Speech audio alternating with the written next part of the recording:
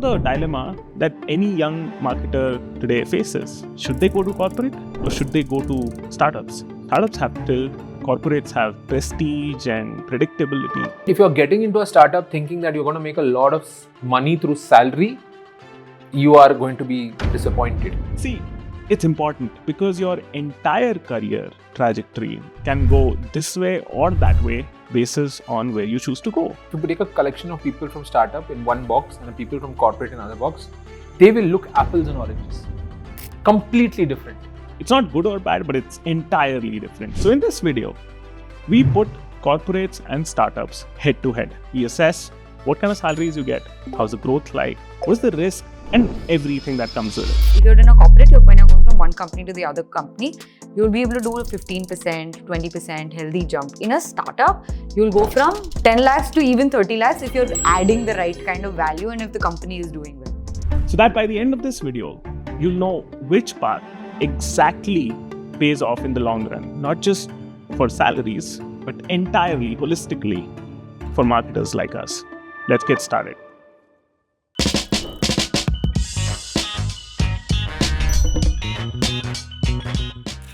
Where can you hit 1 crore salary faster? A startup, funded startup versus a big company.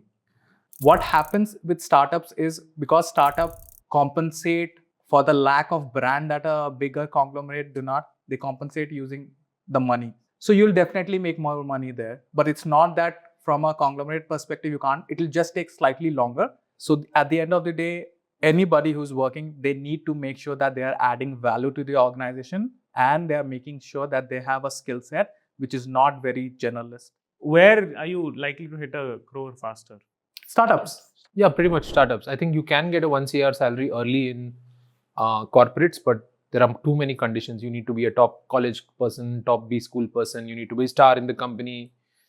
Because hiring is a process, everything is a You need to be like the really top 1%. An average person in a Will startup not know. also will make the 1 CR Yes. much faster. Average guy will make it much faster in a startup, for sure. When you switch, you get the industry average increments. Yeah. You do not go like 2x. Yeah, come join me. Yeah. I'll give you this much. Yeah. Plus the ESOPs, Yeah. which eventually you'll not get. But yeah. Yeah, I think working for a big company is like Yeah. a blank check. You can encash. The longer you stay, the better the value of the check. Yeah. But it's a one-time encash. In most startups, marketers are generalists.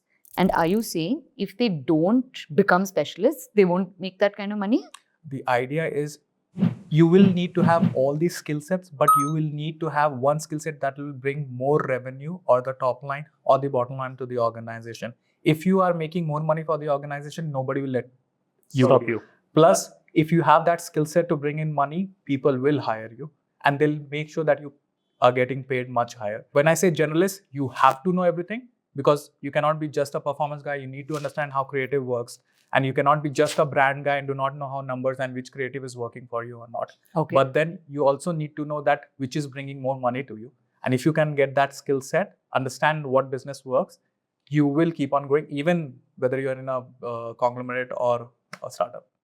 There's a very different way to think about it, right? Like from a marketing brand perspective, if you see the top companies, they cycle you around different functions for a good 6 months, Yeah. right? That's your first 2 years. You're just cycled around and not just marketing. You are doing sales for 6 months. You're doing production for 6 months. You're doing supply for 6 That's how months. they train you. That's how they train you, all right? That's one thing.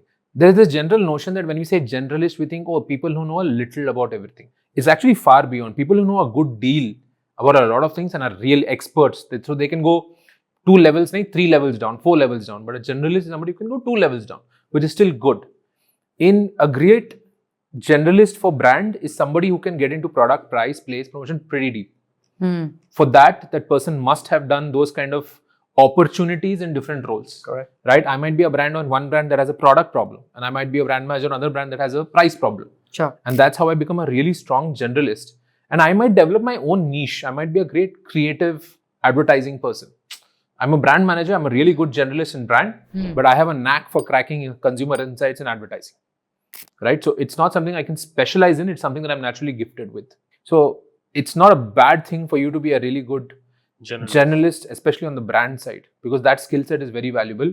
With the notion that generalist is not कि थोड़ा थोड़ा आता है, मुझे अच्छा आता है. Do you think there is a risk element when it comes to startups? how do you think about the risk factors involved? See, I think we see a lot of times we look at startups and say risk because we don't really know how the company will do. But that's just you being aware about what you're getting into, right? A corporate has a pro and advantage, and a startup has a pro and advantage. So you should be very clear about why you're getting into a startup, right? The way I like to think about it is compounding learning, compounding attitude, compounding courage, right? I haven't met somebody who's worked in a startup who's like not edging to go into something else. Like there's always an energy that is there, and that's very infectious. Yeah. And I think those are some of the softer metrics that you get working in a startup, which you will never get in a corporate. Let me be straight up, never get in a corporate, right? As long as you are learning and as long as you're really adding value to yourself and to the company, I think that's very important. You're learning. Second, if you're getting into a startup thinking that you're going to make a lot of money through salary, you are going to be disappointed because there's a lot of things that are not in your control. The way you should think about it is, let me give it a shot. Let me give 2-3 startups a shot. Let me leverage how early I get into it, how much I learn, how much I can expose myself to, and use that learning to leverage your salaries as you move along. The risk is that you're not going to make too much money if you join an early stage sort of a startup in the first 4-5 years. Mhm. That is the risk that you run.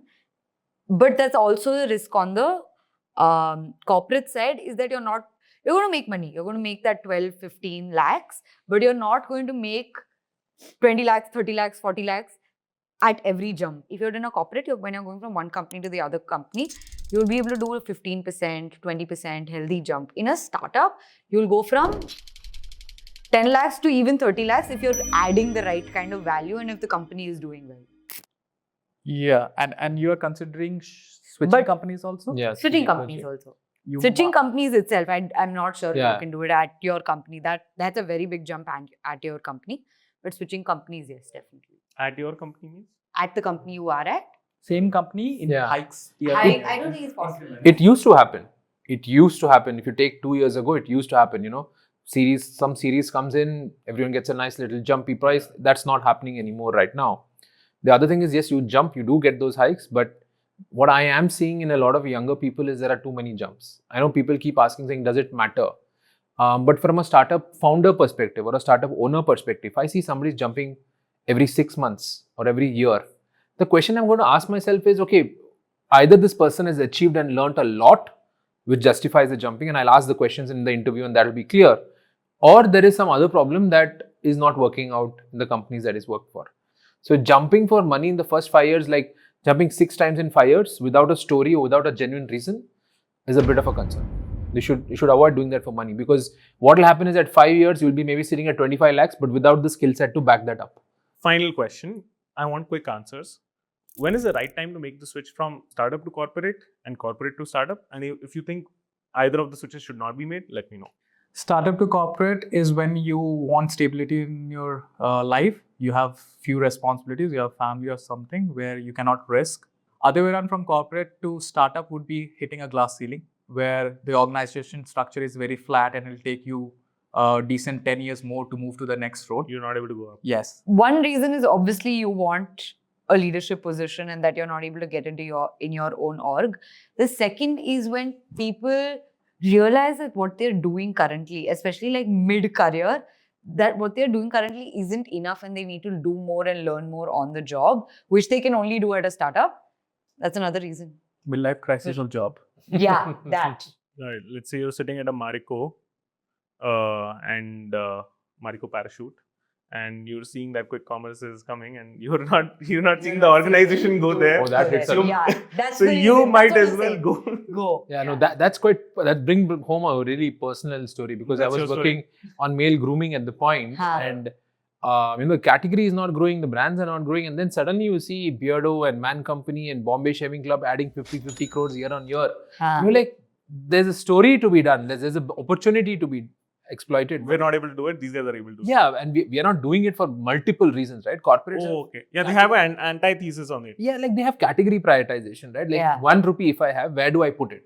Yeah.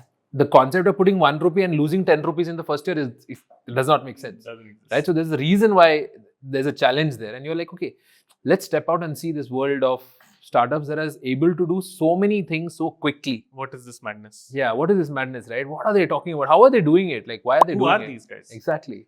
So, Kareena Kapoor in the house. so I think a lot That's of, when you should do corporate. yeah, stuff. I think once you want to get a more hands-on feel of being able to do a lot of things, be able to execution, ideas, seeing things grow quickly, and that to me sounds like a good 8 Right. to 10 years. I'm being a little on the older side. 8 to 10 years seems a good time.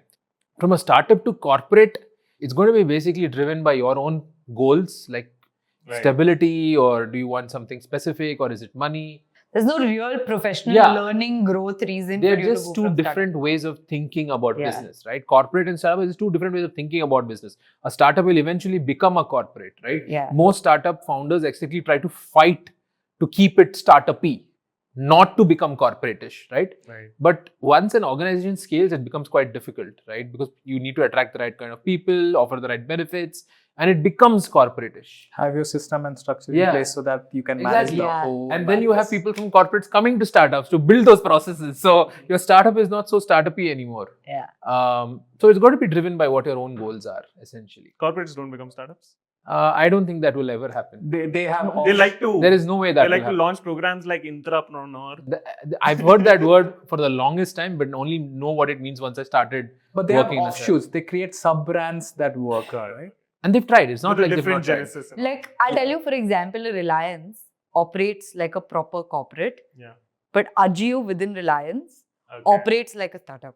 Fair. Or So even that's the Accenture the- example. Accenture song. and Accenture song, Got it. right? Aditya Birla tomorrow, TMRW. Right.